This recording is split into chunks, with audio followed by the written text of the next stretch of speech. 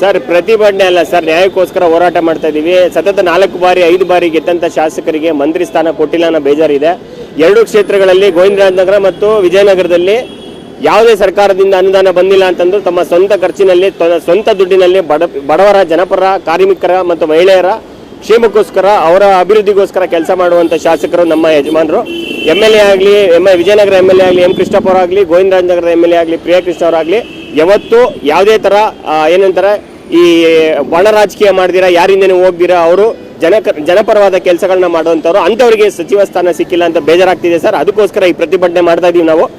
ನಿಮ್ಮ ಪಕ್ಷದ ವಿರುದ್ಧನೇ ನೀವು ಹೋರಾಟ ಮಾಡ್ತಾ ಇದ್ದೀರಾ ಸರ್? ನಾವು ನಮ್ಮ ಪಕ್ಷದ ವಿರುದ್ಧ ಹೋರಾಟ ಮಾಡ್ತಾ ಇಲ್ಲ ಸರ್, ನಾವು ನ್ಯಾಯಕ್ಕಾಗಿ ಹೋರಾಟ ಮಾಡ್ತಾ ಇದ್ದೀವಿ. ನಮ್ಮ ಒಳ್ಳೆ ಶಾಸಕರಿಗೋಸ್ಕರ ಒಂದು ಮಂತ್ರಿ ಪದವಿ ಸಿಗಬೇಕು.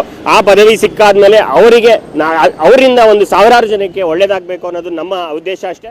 ಆ ಉದ್ದೇಶದಿಂದ ನಾವು ಪ್ರತಿಭಟನೆ ಮಾಡ್ತೀವಿ. ನಾವು ಶಾಂತ ರೀತಿಯಿಂದ ಪ್ರತಿಭಟನೆ ಮಾಡ್ತಿದ್ದೀವಿ. ನಾವು ಯಾವುದೇ ಅಹಿತಗತೆಗಳನ್ನೇ ಮಾಡ್ತಾ ಇಲ್ಲ. ನಾವು ಈ ರೀತಿಯಲ್ಲಿ ನಮ್ಮ ಮುಖ್ಯಮಂತ್ರಿಗಳಿಗೆ ನಾವು ಬೇಡ್ಕೋತಾರದು ಇಷ್ಟೇ, ನಮ್ಮ ಶಾಸಕರಿಗೆ ಒಬ್ಬರಿಗೆ ಮಂತ್ರಿ ಸ್ಥಾನ ಕೊಡಿ, ಅವರು ಜನಪರವಾದಂಥ ಕೆಲಸ ಮಾಡ್ತಾರೆ. ಮುಂದಿನ ದಿನಗಳಲ್ಲಿ ರಾಜ್ಯಕ್ಕೆ ಒಳ್ಳೆ ಹೆಸರು ತರುವಂಥ ಕೆಲಸಗಳನ್ನ ಆಲ್ರೆಡಿ ಮಾಡಿದ್ದಾರೆ, ಮುಂದೆ ಕೂಡ ಮಾಡ್ತಾರೆ ಅಂತ ನಾನು ಹೇಳ್ತೇನೆ ಸರ್. ಸರ್ ನನ್ನ ಹೆಸರು ಹರೀಶ್ ನಾಗರಾಜು ಅಂತ ಸರ್.